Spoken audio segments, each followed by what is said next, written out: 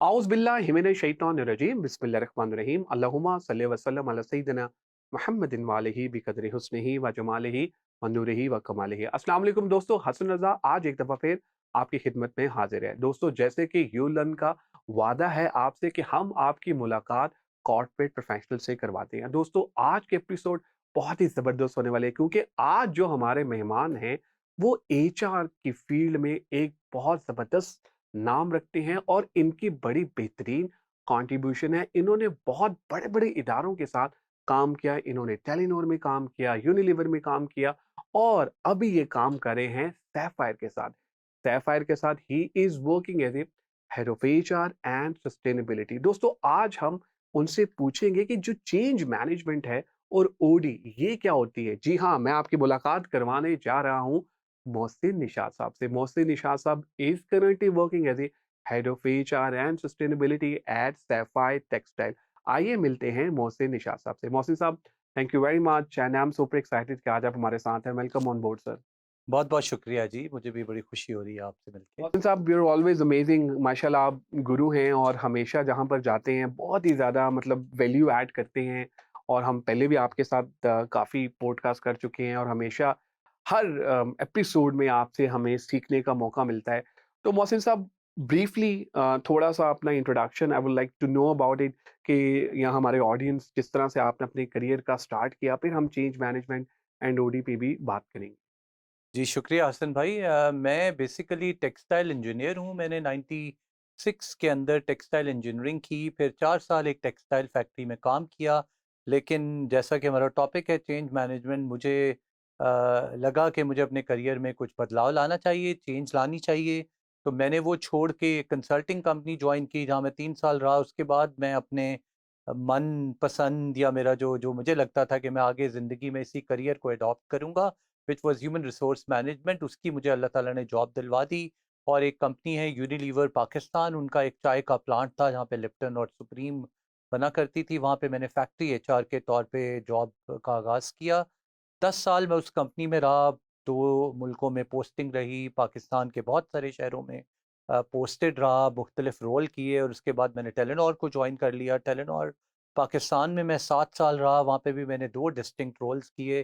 पहला HR operations को head किया और उसके बाद मैंने कंप्लायंस का एक रोल किया जो 4 साल तक किया, जिसमें मेरी रिपोर्टिंग नॉर्वे को थी। और उसके बाद मैं पिछले 2.5 साल पहले सैफायर टेक्सटाइल को लाहौर में मैंने जॉइन कर लिया है और इसको यहाँ पे अब अपनी ज़िम्मेदारियाँ अदा कर रहा हूँ। मोहसिन भाई, amazing, what a great contribution, I mean जबरदस्त। अच्छा मोहसिन भाई, अब आप जरा हम बात करते हैं टॉपिक की, चेंज मैनेजमेंट एंड ओडी। हमें जरा ये बताइए कि जो चेंज मैनेजमेंट का जो प्रोसेस होता है वो इदारों में कहाँ से स्टार्ट कर होता है और कौन रिस्पॉन्सिबल होता है चेंज मैनेजमेंट का? देखिए, बड़ा अच्छा आपने सवाल पूछा है। देखिए हसन भाई, चेंज मैनेजमेंट की रिस्पॉन्सिबिलिटी हमेशा टॉप से स्टार्ट होती है। डेफ़िनेटली इसका वैसे कोई हार्ड एंड फास्ट रूल नहीं है। कंपनी के अंदर हायरार्कीज़ में कहीं पे भी कोई भी किसी किस्म की चेंज को प्रपोज़ कर सकता है, सजेस्ट कर सकता है। लेकिन ये मेरे एक्सपीरियंस के हिसाब से तब तक कामयाब नहीं होती, जब तक टॉप मैनेजमेंट हायरार्की में जो टॉप पे लोग हैं, वो इसको ओन ना करें या पुष्टपनाही ना करें। परफेक्ट।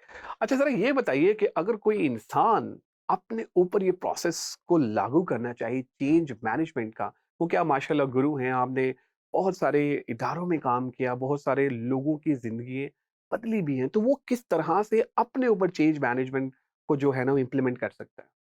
देखिए, ये भी बड़ा आपका इंटरेस्टिंग क्वेश्चन है हसन भाई। देखिए, सबसे पहले जो चेंज मैनेजमेंट की जो बुनियादी है, पहले हमें ये समझने की ज़रूरत है कि चेंज होने की ज़रूरत ही क्या है। तो वो जो मैं उसको बताऊँगा वो होती है कि जब इंसान ये आदत डाल लेता है, या उसे डालनी चाहिए ज़रूर, कि वो हर रोज़ अपना तज्ज़िया करता है, अपने आप से बातें करने की आदत डालता है, तो उसे ज़रूर फ़ील होता है कि उसमें क्या चीज़ें हैं जो उसकी स्ट्रेंथ्स हैं, क्या चीज़ें हैं जो उसे मज़ीद बेहतर कर सकता है, क्या चीज़ें हैं अगर ऑर्गेनाइज़ेशन कॉन्टेक्स्ट में उसने सही की, क्या ऐसी चीज़ें हैं जिनको वो और मज़ीद बेहतर कर सकता है। तो ये तो वो है, और उसके वहाँ से उसका वो रीज़न टू चेंज स्टार्ट होता है। कई दफ़ा ऐसा नहीं होता। कई दफ़ा लोग रूटीन के इतनी आदी हो जाते हैं, जिसके लिए इंग्लिश में हम ये एक टर्म इस्तेमाल करते हैं, कंप्लेसेंट हो जाते हैं, जिनको झिंझोड़ना पड़ता है। जिसके लिए हम कहते हैं कि जी हाँ, we actually need to burn their feet to actually wake up and then take charge. बल्कि एक बड़ी अच्छी कोट होती है, किसी ने मुझसे एक दफ़ा पूछा था that what do you think is the first step in making your dreams comes true? Generally लोग इधर-उधर अच्छा ड्रीम को डिसाइड करना चाहिए, गोल बनाने चाहिए, but if you actually think it's on a lighter and a little bit lighter note, वो ये है कि the first step in making your dreams come true is to wake up. And it's monumentally waking up, यानी जागेंगे जब तक नहीं, change कर ही नहीं सकते। तो ये वो वाली चीज़ है कि वो पहला स्टेप है। उसके बाद आपको अंदर बंदे के वो नीड, नेसेसिटी, ज़रूरत जगानी पड़ती है। उसके बहुत सारे तरीके हैं। वो एक ये है कि आप उसको कोई नया बेंचमार्क दें, नया ख्वाब दें, नई कोई रोल मॉडल दें जिसके वो फॉलो करने की जद्दोजहद उसके अंदर आएगी, और वो अपने आप में बदलाव, अपनी कंपनी में बदलाव, अपने इर्द गिर्द के माहौल में बदलाव, और कई दफ़ा अपनी फैमिली के स्ट्रक्चर के अंदर बदलाव लाने की कोशिश करें। एग्रीड। जैसा आप चेंज मैनेजमेंट की तरफ जाते हैं तो एक चीज़ आती है रेजिस्टेंस। नहीं यार, ये पॉसिबल नहीं है। सबसे पहले कोई भी चीज़ हम करने की कोशिश करते हैं, नेगेटिव पहलू आपके ज़हन में आ रहा होता है, ऐसा क्यों? अ, ये नेचुरल साइकोलॉजी है जी। जो मुझे, मेरे पॉइंट ऑफ व्यू में, या जो मेरा अदना सा तजर्बा है, वो ये कहता है कि इंसान को जब भी कुछ आप बदलने के लिए कहेंगे, उसके अंदर सबसे पहले एक खौफ थोड़ा-सा महसूस वो करता है। वो खौफ इस वजह से महसूस करता है क्योंकि पुराने काम करने की उसे आदत हो चुकी है, कंफर्ट हो चुकी है, हो सकता है उसको महारत हो चुकी हो सकता है उसकी उनसियत या उसके साथ कोई अफिलिएशन डेवलप हो गई हो, और आप इन सब चीज़ों को नफ़ी करने जा रहे हैं, जिसका मतलब ये है कि आप उस ह्यूमन बीइंग से एक नई स्टेट की तरफ जाने की रिक्वायरमेंट कर रहे हैं, जिसका खौफ बहुत नेचुरल है। उसके अंदर ये खौफ होगा, और वही खौफ ये रेजिस्टेंस लेके आता है। जनरली तरीका हमारा ये है कि हम उस रेजिस्टेंस की बजाय उस बंदे के उस जो बिहेवियर है, which is actually not the root cause cause of that resistance, उसकी बजाय जो वो सामने नजर आ रहा है उसको एड्रेस करना शुरू कर देते हैं, जिसकी वजह से बहुत बड़ी बड़े इदारों में बहुत बड़े बड़े लोगों से चेंज मैनेजमेंट फेल हो जाती है। एक्चुअली हमें उसकी, उस बंदे की रूट कॉज को समझ के, अगर वो खौफ है, अफिलिएशन है, या उसका ये खौफ है कि मैं पता नहीं ये काम नई स्टेट में कर भी सकूंगा नहीं, हो सकता है कॉम्पिटेंसी इसका खौफ हो, और जब आप उसको एड्रेस करना शुरू करते हैं तो वो रेजिस्टेंस ऐसा खत्म हो जाती सही। अच्छा सर, जब हम इदारों में चेंज मैनेजमेंट के प्रोसेस को इम्प्लीमेंट करते हैं, किस किस्म के चैलेंजेस जो हैं वो इदारे की तरफ से आते हैं? है। पहला तो यही आता है कि जी लोगों का एटीट्यूड होता है, कोई भी बंदा अपनी कॉम्प्लेसेंसी से निकल के जाना नहीं चाहता, तो पहली चीज़ होती है रेजिस्टेंस। सेकंड जो बहुत है, पर्टिकुलरली एशिया एशिया के रीजन के अंदर लोगों की हैबिट है, जिसका वो सीना गजट चलते हैं, आगे लोगों को बहुत ट्रांसपेरेंट कम्युनिकेशन, चेंज का रीज़न वो समझाने की कोशिश नहीं करते, ओपन कम्युनिकेशन नहीं करते। तो जिसकी वजह से लोगों को पता ही नहीं होता कि जी ये चेंज है क्या, क्यों करने जा रहे हैं, इसका होगा क्या, जब ये हो जाएगी तो क्या होगा, फ्यूचर स्टेट की क्लैरिटी नहीं होती, जिसकी वजह से वो काम नहीं करते। सेकंड चैलेंज ये आता है। तीसरा ये आता है कि आप जो टीम है, मुझे लगता है कि किसी भी टाइप की, वो छोटी चेंज हो, बड़ी चेंज हो, उसकी सक्सेस का राज ये है कि जिन लोगों को आपने उस चेंज को हार्नेस करने के लिए या उस ट्रांसफॉर्मेशन की जिम्मेदारी दी है, वो टीम कैसी है, उस टीम की कॉम्पिटेंसी, स्किल सेट कैसी हैं, वो कॉम्बिनेशन, वो सिनर्जी, वो कोलैबोरेशन उस चेंज मैनेजमेंट टीम का आगे लेके जाएगा, वो एक रीज़न हो सकता है। चौथा मुझे लगता है ये होता है कि हम हमेशा या तो बहुत बड़ी चेंज को विजुलाइज़ कर रहे होते हैं, उसे छोटे-छोटे छोटे स्टेप्स में नहीं डालते। जो क्विक विन्स होती हैं कि जी ठीक है, अगर लेट्स से मुझे यहाँ पे आज, मैं अगर इस वक़्त वापडा टाउन बैठा हूँ और मेरा अल्टीमेट वाघा बॉर्डर है, which is somewhere around 30-35 kilometres, तो मुझे बीच के माइलस्टोन्स तय करने चाहिए कि जी मैं 10 किलोमीटर के बाद कैसे चेक करूँगा कि मैं सही डायरेक्शन में जा रहा हूँ, जो मकसद था वो हल हो रहा है कि नहीं। फिर 20 पे और फिर 25 पे, और मे बी वो करते हुए वो हम मिस करते हैं। चौथा रीज़न ये होता है। उसके अलावा जो एक और रीज़न मुझे लगता है कि जो चेंज की जर्नी के दौरान सक्सेसेस अचीव हो रही होती हैं, उनको हम टेकन फॉर ग्रांटेड लेते हैं, उनको सेलिब्रेट नहीं करते, व्हिच इज़ कि हम ना ग्रैटिट्यूड करते हैं जिन लोगों की वजह से वो छोटी-छोटी सक्सेसेस हमें मिल रही होती हैं, ना हम खुद उसके बारे में खुश महसूस करते हैं, जिसकी वजह से हमारे अंदर वो एनर्जी, रिगर और पंच कभी भी चेंज मैनेजमेंट के लिए नहीं आता। ये मेरा ख़्याल है। बिल्कुल सही, वंडरफुल। अच्छा, मोहसिन साहब, एक और question I would like to ask on the behalf of our follower. उनका ये क्वेश्चन था कि सर देखिए, मैंने अक्सर ये देखा है कि जो बॉसेस होते हैं वो नीचे अपने जो है वो एक काबिल बंदा नहीं रखते हैं। वो बस कहते हैं यार ये ना हो कि ये मेरी रिप्लेसमेंट बन जाए इदारे की तरफ से।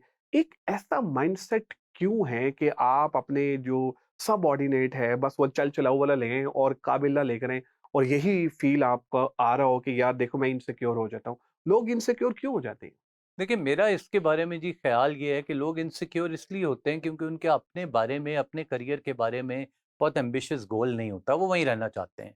The moment you think about that I have to go very high in my career, you have to take some leaps. मुझे मेरे अल्लाह ताला मग़फ़िरत फ़रमाए, मेरे एक उस्ताद थे, उन्होंने मुझे बहुत पहले एक फ़िलॉसफ़ी समझाई थी इसी से रिलेटेड। वो और तब मेरे ख़्याल में उन्होंने मुझे शायद ये चीज़ 1991 में बताई थी, उस वक़्त 2G 3G था नहीं। But he used to call this formula as a 3G formula. जिस 3 एंड देयर वर 3 जीज़, उसका पहला जी है गो, व्हिच मीन्स कि अगर मुझे कहीं तरक्की करनी है तो मुझे सबसे पहले जाना होगा। लेकिन उस गो करने के लिए what do I need to do is the second G, which is groom. I need to develop my successor. I have to give duties, empower someone else in order to take higher type of work. And the other is give. So it's give, groom, and then go. What we always want to generally do is to just go without making sure that if you leave, the system will collapse. That's why a lot of time the owners, the bosses, आपके boss भी आपको वहाँ से हटाना नहीं चाहते क्योंकि आपने नीचे सिस्टम खड़ा ही नहीं किया।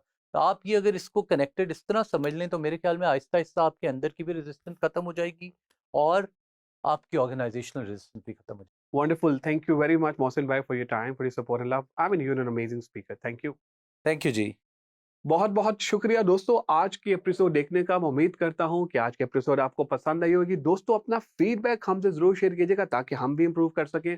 दुआओं में याद रखिएगा इंशाल्लाह हम करीब एक नए टॉपिक, नई गेस्ट के साथ आपकी खिदमत में दोबारा हाज़िर होंगे। Take care. बाय-बाय।